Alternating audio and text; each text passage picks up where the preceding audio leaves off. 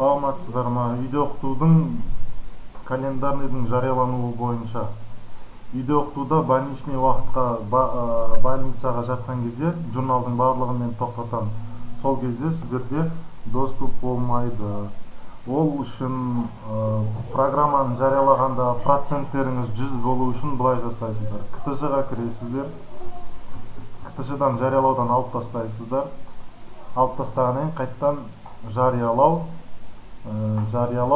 бирок мына үлөстүрүү дегенди баспайбыз.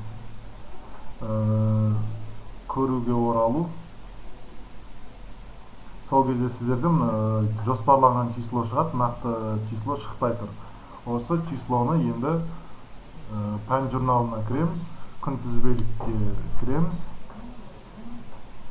Осы жерден кол менен үлөстүрүү керек болот. Ол үчүн 1-90-нан баштап барлык такырып көрүнүп турган жок, такырыптарды кол менен үлөстүрүү керек болот. Биринчи такырыпты басамыз, эң биринчи турган такырыпты тандайбыз. Русский кетти. Келеси күнү биринчи турган такырыпты осылай тандап отура беребиз.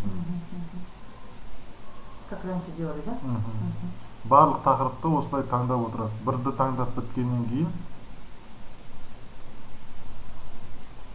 биринчи турган такырыпты таңдай бергенсиз өзү по порядку түшөт сол кезде.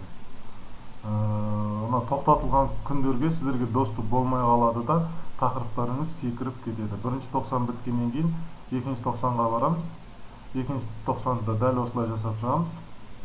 Мына токтотулган аралык мына кызыл болуп тур. Бул аралыкта сиздерде автоматтык түрдө жарыялаган кезде такырыптар түшпөй секирип кетет. Сол себептен осылай кол менен үлөстүрүү керек болот.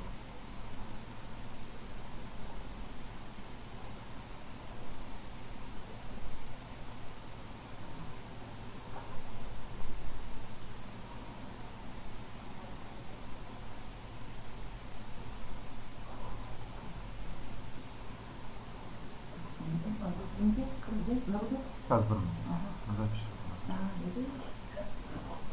биринчи, экинчи 90 битти, үчүнчү 90га келемиз да, дал осылай биринчи такырыпты тандап отурамыз. Бул күндөлүктүн осундай кемчилиги бар. Сабак токтотулган кезде автоматтык түрдө үлөстүрүү жүргүзүлбөйт. Сол себептен кол менен үлөстүрүү керек болот. Осылай тандап чыккандан кийин сиздердин проценттериңиз 100 болот.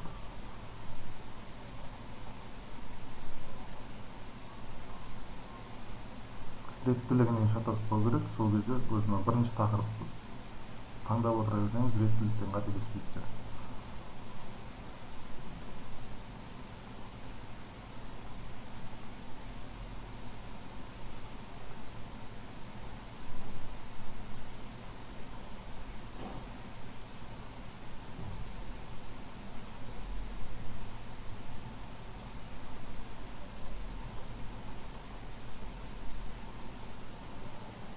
Толық тақырыптар үлестірілді. Енді күнтізбелікке барған кезде мына бетті обновление жасасақ, нақты күндер мына шықты. Есептер бөліміне кіретін болсақ, процент 100 болады. Есептер бөлімінде оқу бағдарламасының орындалуы пән бойынша мұғалімге сыныптарды тексеруге болады. Сыныптармен тексерген дұрыс. Үйде оқыту 390. Есепті құрастыратын болсақ, міне қазір орыс тілі 100% шықты. Яғни үйде оқытуда больничныйға шыққан оқушыларды осылай қолмен үлестіру қажет.